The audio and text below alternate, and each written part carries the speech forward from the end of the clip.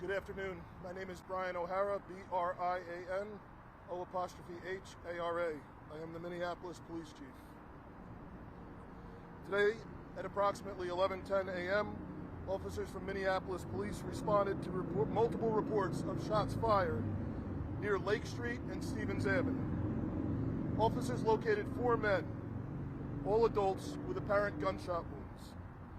One man had life-threatening injuries. He was located halfway down the walkway behind me.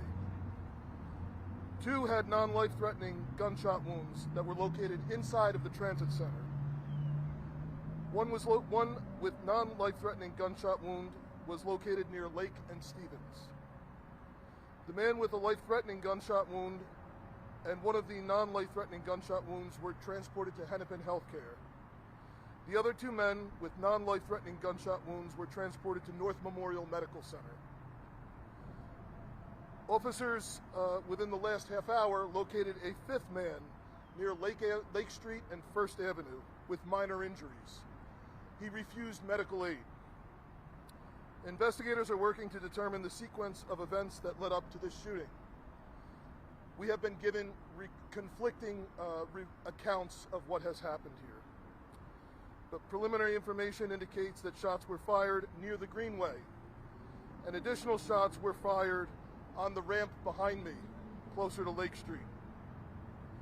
This particular ramp and this immediate area has been notable for crime and violence recently. On August 18th, a woman was shot on the Greenway behind me. On August 22nd, 2 men were shot near Lake Street and Stevens Avenue. Additionally, we've had other crime problems in the immediate vicinity along this corridor. Both of those previous shooting cases are active and open. This area involves multiple jurisdictions, as obviously the transit center is owned by the Metro Transit Council, the walkway behind me owned by the state DOT, and the Greenway as well, separate property. The MPD has been working with all of those entities and actually had a meeting last week trying to address the problems around people congregating in this area. I'm told that the walkway behind me is cleaned twice a day, and as you can see, there's a huge volume of garbage and debris still, despite that cleaning. I've spoken with the mayor since I've been on the scene here, and I've told him that we need to take immediate action to shut this walkway down, because it's been causing such a problem with just a high volume of people congregating here that are using drugs, and then the associated problems that happen both at the transit center and along the Lake Street corridor. So we have obviously very limited information, but I can take questions that you have. Chief, I don't know if you call it an encampment, but were these individuals homeless, or what do you know about that? Because you have heard there's about 50 or so individuals in this area. So the question was, would we call this an encampment? This is not an encampment, but we do have dozens and dozens of people here every day. I'm told that they will leave when folks are here cleaning, and that the cleaning happens twice a day, but then they immediately come back. Do you know anything about when the victims were there? Were they congregated stationary? Were they walking through the area when they were shot? So the question was, what were the victims doing at the time? The one victim with life-threatening injuries was found still on the walkway about halfway down. 2 other individuals were actually found inside the tower at the transit center. And we have gotten conflicting accounts from everyone involved, so we're not sure what actually happened. There's 2 sets of, just to be clear though, there's 2 sets of discharged shell casings. The majority of them are actually on the Greenway, so at the end of the walkway, and then there's some other shell casings closer to us on this actual walkway behind us. Roughly how many shots were fired? A few dozen altogether. Do you know how many shooters, and were they in a car or were they on foot? So, the question was how many shooters we have had. We have been told that someone was in a car shooting.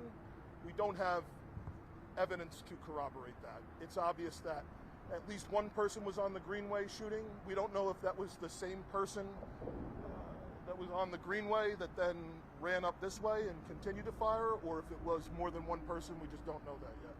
And then I just want to clarify, you're advocating to the mayor to shut this walkway down. Yeah, this walkway has been terrible, as I'm sure anyone who lives down here or has been through here can tell you.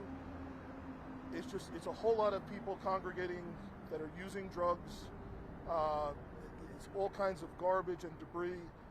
And then, we believe that this disorder is contributing to other problems that the community has been experiencing on Lake Street, particularly as you go east on Lake Street from here.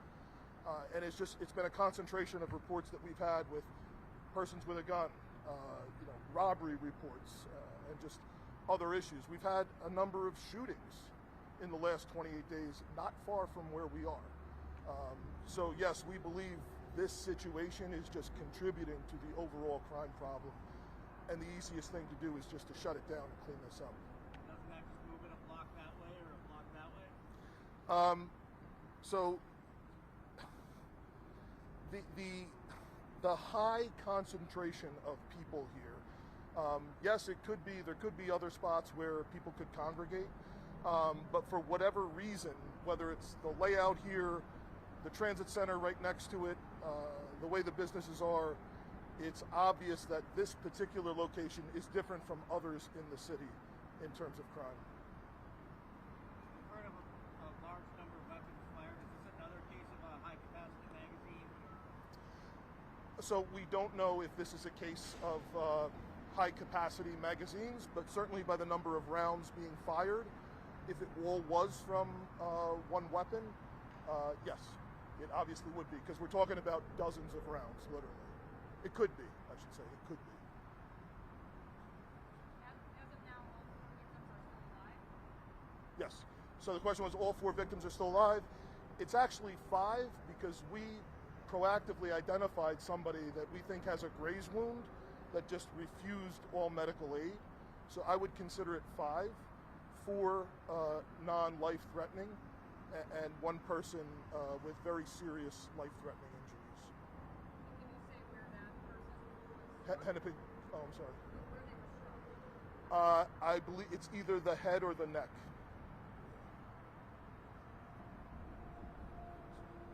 Did you find the person that did it? I mean, do you guys have any idea? Any ideas? Well, the question was finding the person who did it. Excuse me. We've gotten a number of conflicting stories that do not go together. So right now it's a matter of reviewing a lot of the video evidence and collecting evidence at the scene, and then following that to its logical conclusion. I don't have ages of the victims, but they're all adults and they're all male. Yeah, so all adult men. I know it's early, but you consider this a targeted shooting rather than someone just unloading on a street corner? I just don't have information to say. I don't know why this occurred. Don't know enough to say that it was targeted. But again, there's a dense concentration of people here. So if you're firing dozens of rounds into an area where there's a dense concentration of people, there's a likelihood you're going to hit someone that's not intended.